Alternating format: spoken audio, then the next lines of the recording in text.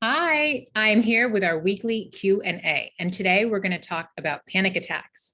The question that I got is, I need more talk on accepting it and not fearing the idea of a panic attack slash symptoms of crazy thoughts. And I thought I would share my experience with panic attacks and that speeded up unwanted thinking, that really noisy brain that sometimes came without panic attacks, but also my panic attacks involved like a really noisy brain.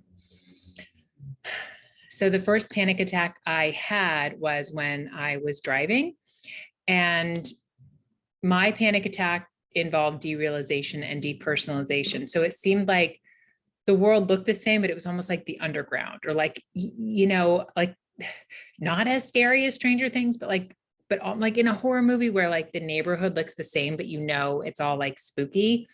And so things would look the same, but I just felt really scared. I felt this sense of doom. Uh, I I felt like I was losing my mind. Like I also felt a little bit high, and I had never experienced that. I felt so unbelievably scared. I'll share more about it. I felt just filled with such terror. For other people, they can experience other symptoms. I think in the diagnostic and statistical manual, there's maybe 12 symptoms. A heartbeat, a lot of people think, am I having a heart attack? Am I having a stroke? And sometimes they call 911 and they go to the hospital. And that's where they find out, oh, that was a panic attack. And also sometimes panic attacks are portrayed in the movies like hyperventilating and really external, when actually they can be really internal. So, somebody could be sitting here like, and actually be having a panic attack. So other things, there can be numbness, tingling, stomach upset, feeling like you're going to throw up. There's a bunch of symptoms, the common symptoms. Mine involved like sometimes like numb lips.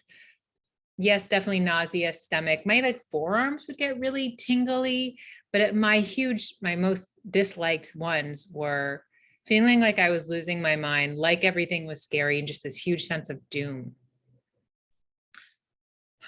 And then after that, I was like, shit, that was horrible.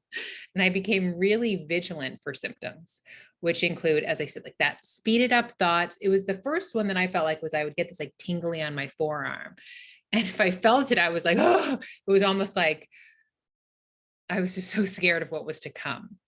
Kind of any weird energy because it felt like I was off. And so I I was so nervous about what to listen to in the car, because if somebody was talking really, really fast, like I was like, and if it was like music that was really fast, right before my panic attack, I kind of felt like euphoric and happy. And so then I became vigilant to like, I didn't want to feel too happy. Even if my kids were like too excited in the back of the car, or my son would do this like, like it just felt like that it was just going to like push me to insanity. Like um let me go back to my notes. um I thought that there was some useful information in being vigilant in those symptoms, like they were telling me something about my mental health. Like I thought I could catch it early, but I just was giving it so much energy.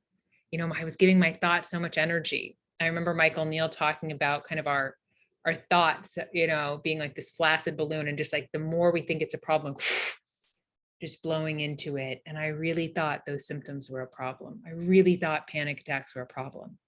And you might be listening and think, what do you mean it's not a problem? Because I know they felt like a huge problem to me.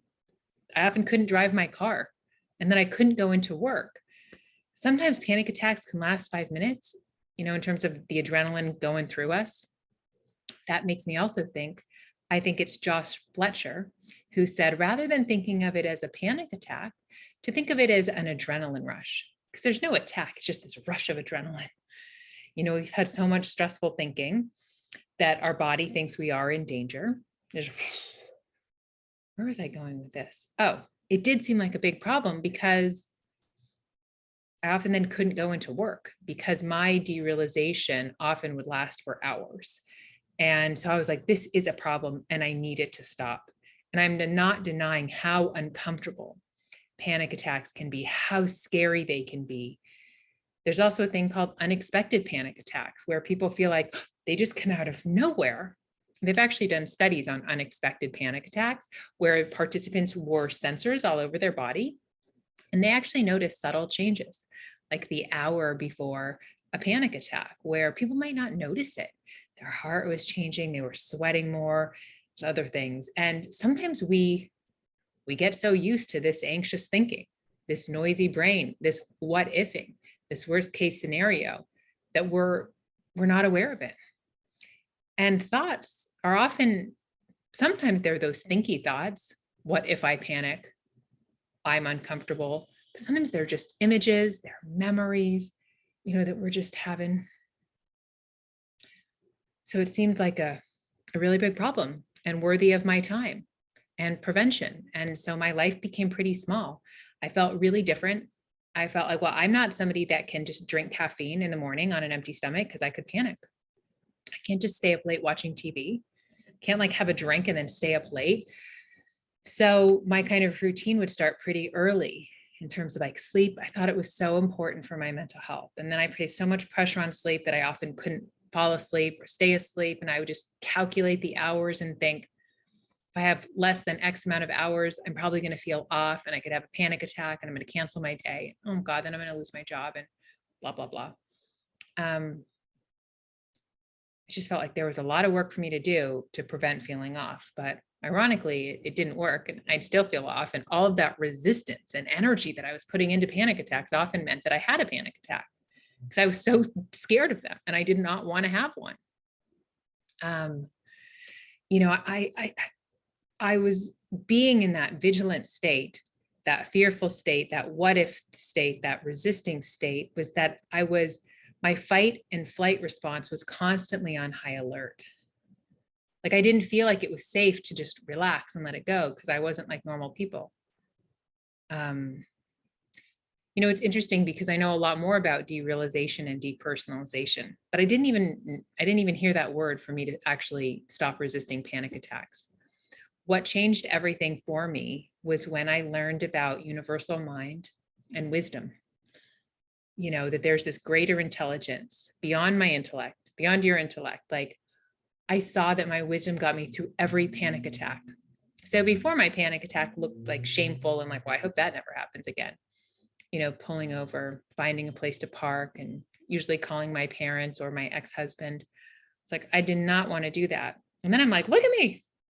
Even feeling like I was losing my mind, I found a place to park in Los Angeles and leave my car. And I called somebody. And so I realized, oh, maybe there's nothing to plan for.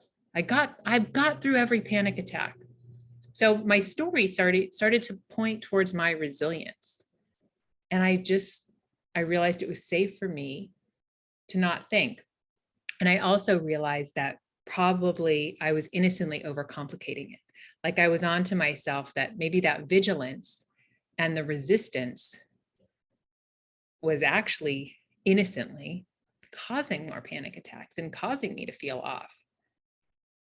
And I just kind of experimented with doing less. It was kind of welcome in a way because I brought a very much perfectionist attitude to recovery and preventing panic attacks. Like I was very into The Secret at one point, and they had like journals, like this 30-day journal, and you did all these exercises. I did that, and the next one was like 60 days.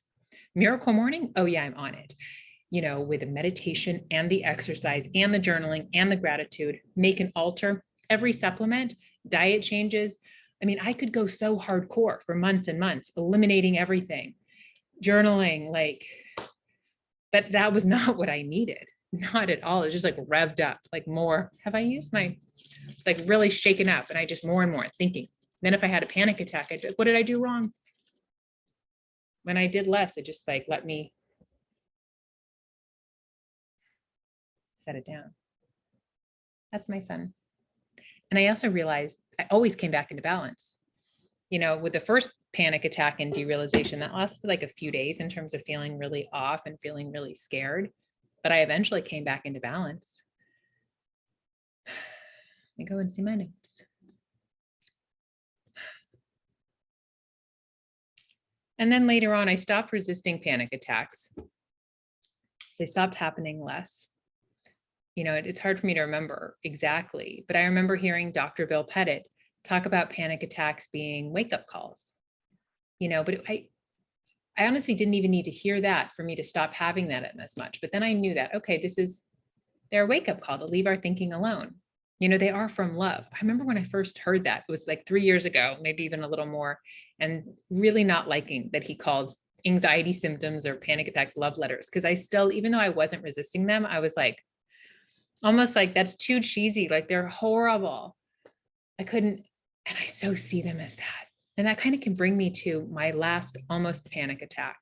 So I first found the principles about 4 years ago, and I really almost instantly, slowly, I know those kind of contradict, started changing my experience of panic attacks. I stopped resisting them. I drove with more ease. I'm sure I had a few panic attacks, but it wasn't, I don't know, they weren't front page news. And then I went a while without having a panic attack, and I started my business and I got really busy, really, really busy. And I say that because I am so happy to be busy. But I didn't know how to manage that busyness. And I ran groups. I had groups at one point, like Monday, Tuesday, Wednesday, Thursday, and I would see clients, which I still do, but all over the world. And I was a mom, as I still am. And it was after one group, which was great, but it was still like a lot of work. And I went to make the dinner and we were watching Harry Potter, and the action in Harry Potter, it felt like for me sometimes like my nerves were exposed and it just was like assaultive. And I started feeling that scared feeling. And then Harry Potter was over and I went to brush my son's teeth and picked him up for bed. And I just kind of had this running, I can't wait for him to sleep. I can't wait for him to go to sleep, just so I could felt like I was really holding it together in terms of like holding on to my sanity. And I was brushing his teeth in my bathroom and it looked just, the world started looking scary. And then I thought, I'm going to have a panic attack. And it was in that moment, that thought, I'm going to have a panic attack, was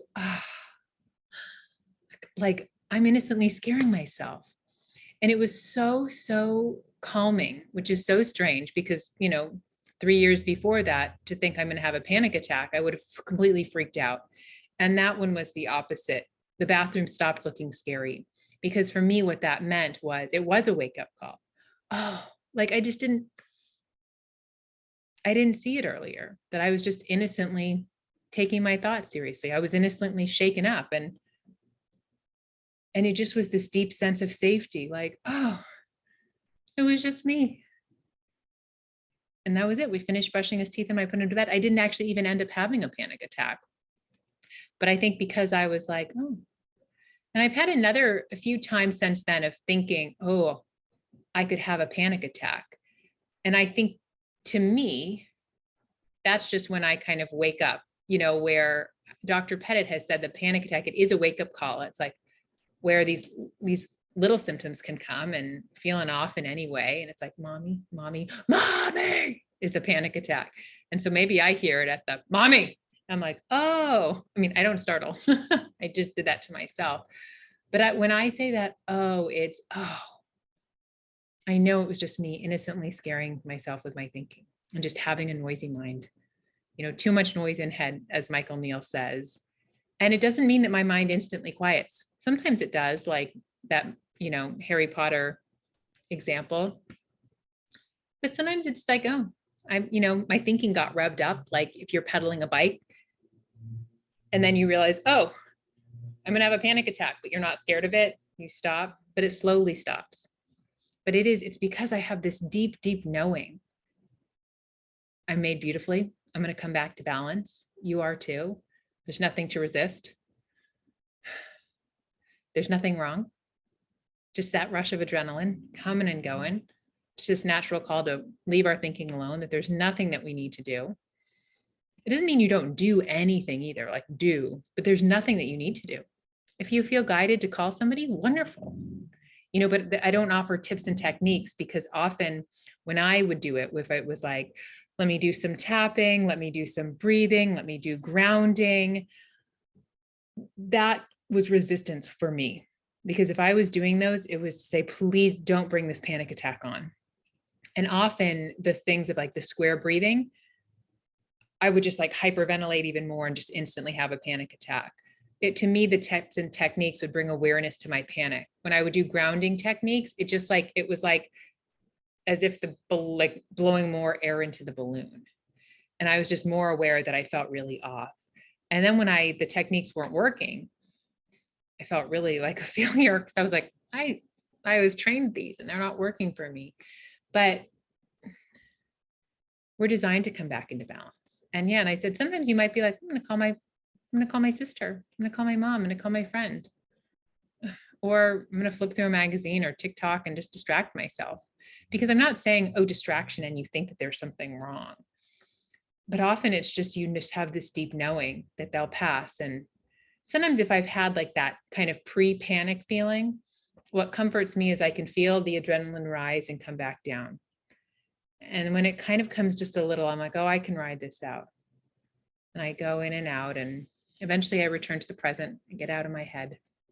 So I hope this was helpful. And there was just so much hope for having a different experience with anxiety and a different experience with panic, and no longer fearing them and resisting them. And also then, them not being a part of your life.